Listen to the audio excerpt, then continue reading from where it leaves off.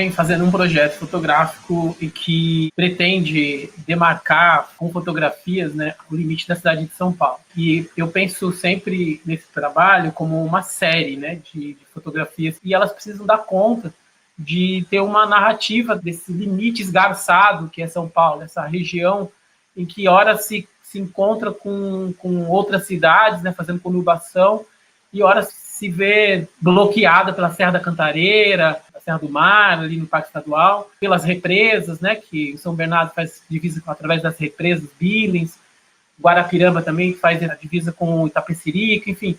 São muitas camadas, muitas cidades, né, que eu tenho que dar conta de mostrar, e é muito difícil escolher uma imagem. Pensando assim, depois que fui desafiada a fazer isso, pensei nessa imagem porque ela tem uma dicotomia para mim de uma área rural, logo em primeiro plano, e em segundo plano a cidade que continua. Ela é a divisão entre São Paulo, na Zona Leste, com a cidade de Mauá. E eu acho muito interessante essa ideia de você olhar para São Paulo, esse mar de casinhas pequenas ali, e duas vaquinhas e uma árvore, né, bem imponente no centro.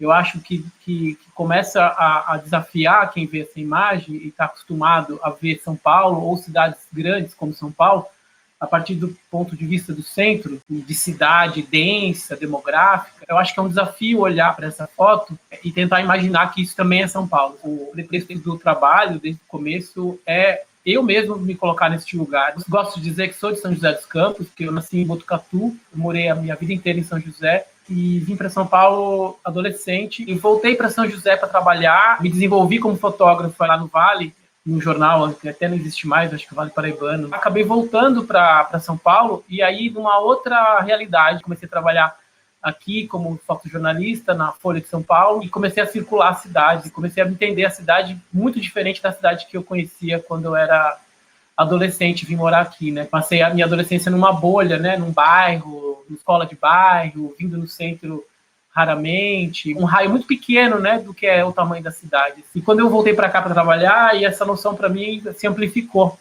E desde esse momento, que foi em 2003, 2004, que eu circulava muito nas periferias de São Paulo por causa do jornal, fazendo pautas. De manhã estava no sul de São Paulo, Marcilá, que é praticamente rural, né, um bairrozinho super pequeno, ao lado do Parque da Estadual da Serra do Mar, já indo para o litoral, e depois ia para a Zona Leste, ali, já caminho para o Vale, ali, né, saindo para Mogi das Cruzes, Guararema, já indo para outra realidade de cidade. Esse conjunto de imagens já passou de 400 imagens, eu fui contemplado pela Lei Aldir Blanc, e ele vai virar um fotolivro. A Daniela Moura faz parte do projeto. Achei que era importante ter alguém que estivesse acompanhando o processo, né, para poder ser mais assertivo, assim, na conversa. Estou escutando quem falar, mais uma vez, sobre o projeto, né? Algumas coisas me vêm à mente quando a gente pensa sobre construir essa representação sobre São Paulo, né? Primeiro, essa coisa da imagem única, assim, né? Quando ele fala, é muito difícil para mim escolher uma imagem, e eu acho que quando a gente fala de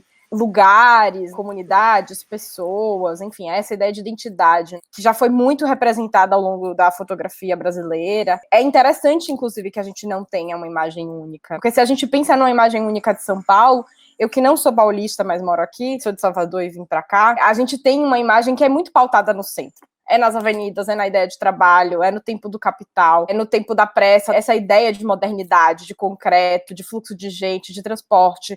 Eu acho que se a gente pensa numa imagem única, a gente acaba reduzindo a ideia de cidade para aquelas imagens que a gente já viu ou está acostumado a vivenciar muito numa experiência do centro da cidade, e acaba reduzindo todas as outras possibilidades de vida, de tempo que coexistem na cidade para esse lugar somente. O que eu acho interessante, principalmente dessa primeira imagem que está aparecendo, é sobre essa coexistência, né? A cidade não é o oposto do rural. Esse rural, ele também não é a ideia de uma natureza intocada. Então tem uma série de imagens, por exemplo, no trabalho, para além dessa, tem um retrato de um senhor com um potrinho, né, que mostra sobre quais são as formas de vida em São Paulo, como que a gente se relaciona com a natureza, como que a gente se relaciona com os animais. Tá muito nesse lugar do doméstico, né?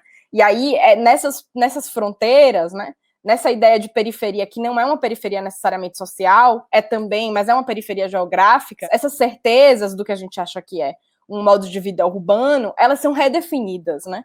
Sem juízo de valor do que é melhor ou pior. A cidade, ela tende a ser um organismo concentrado, né, apertado para cima nas partes centrais ou nas partes que orbitam esse centro, né? E aí você começa a sair dessa região e a cidade começa a se espalhar. E aí você tem essa especulação imobiliária. Não é viável, por exemplo, uma cidade do tamanho de São Paulo, ou mesmo uma cidade menor. Se você olhar os jardins do mapa, a região do Jardim Europa, por exemplo, é um retângulo verde bem no centro de São Paulo, com poucas casas que ocupam um espaço imenso, em que mora uma família em 2.000 metros quadrados, né, que você acentua o privilégio, né, de estar no centro.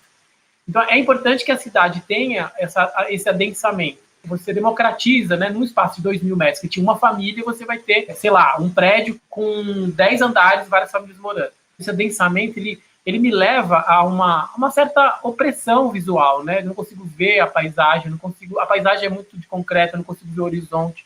A partir do momento que eu saio dessa região que é mais adensada e eu estou numa região mais de horizonte, eu tenho uma outra sensação de cidade. E aí, quando eu vou no limite, isso não se configura totalmente, assim, que é sempre um lugar de horizonte, de paisagens bucólicas, porque aí vem a complexidade da cidade. Ela cresceu de uma forma tão desordenada que às vezes você não vê o final dela. E aí você tem a mesma sensação de adensamento, de confusão visual, de falta de espaço, né, tudo. E ao mesmo tempo você tem algo como essa imagem. Você só começa a ampliar a sua visão do que é uma cidade complexa como São Paulo, quando você começa a entender esses não lugares, esses encontros com outras cidades, que às vezes por uma avenida, né, de um lado é São Paulo, do outro lado São Bernardo, por exemplo, Santo André, que a Avenida do Estado é a que divide Santo André, São Paulo e São Caetano, nos trechos. Você não sabe, você está de um lado, você dá um passo, você está em São Bernardo, você volta, você está em São Paulo. A minha fotografia é uma fotografia de passagem, né? De primeira impressão. Eu quero andar sobre a linha de São Paulo, eu quero ver e identificar e sentir o que é essa cidade que se espalha pela borda, né? A gente atravessa os perímetros da cidade muito para se deslocar para outros lugares, né? Pelas grandes vias, né, por esses lugares que seriam os não lugares. Então, a cidade tem poucos convites para que a gente se desloque para essas regiões e viva a cidade na sua plenitude, mas, enquanto narrativa fotográfica, o que você se propõe, aí falando um pouco de quem acompanha esse projeto, né, por mais que seja um olhar de passagem, ele é mesmo um olhar de passagem, ele não é um olhar que se limita a esse lugar de por onde eu atravesso o perímetro, como quem passa de uma cidade para ir para outra. Você faz do perímetro um lugar. Você torna o próprio perímetro um lugar a ser procurado. E aí o interessante da diversidade das imagens é que esse lugar ele não existe enquanto lugar. Às vezes a gente tem um rio, às vezes a gente tem algo, né? Pelo menos aí o que você, enquanto fotógrafo, nos mostra. Às vezes você dá índices do que poderiam ser essas linhas, né? O que poderia ser esse perímetro? Por que alguém determinou que a cidade começava ou terminava aqui? E aí a gente percebe, então, que essa ideia de cidade e essa ideia de linha, ela é uma construção imaginária. Ela não existe. Essa é uma das potências da fotografia interessantes também, né? Para além de mostrar o que a gente já sabe que existe e representar aquilo, né, que faz com que a gente identifique, a gente vê uma foto da Avenida Paulista, a gente fala, sim, Avenida Paulista. É tentar dar visualidade também para aquilo que a gente não sabe que existe, ou que a gente acha que existe, né? Questionando o que é então que existe. A linha existe, o que é esse limite, né? O que é a ideia de uma cidade que acaba e outra que começa.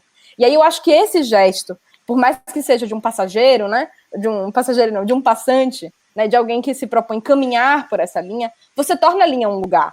Não necessariamente a divisa com Guarulhos, a divisa com Mariporã, né?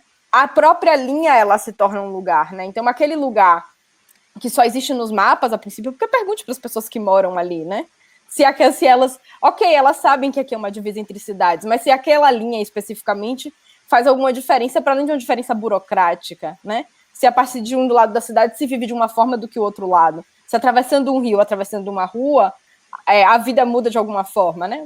O CEP muda, né? Você deve ter algum lugar, o serviço de saúde que talvez você seja atendido, né? Enfim. Mas essas linhas são muito mais fluidas, né? Do que esses limites constroem como se fossem, né? A gente tem uma cidade, ela é uma unidade política, né? Mas enquanto unidade mesmo, ela não tem muita coisa. De que o perímetro, ele é uma atribuição política inventada, né? por quem resolveu traçar um pedaço de terra e colocar um nome nele. Mas enquanto vida mesmo, né, a vida é muito mais interessante do que essas delimitações.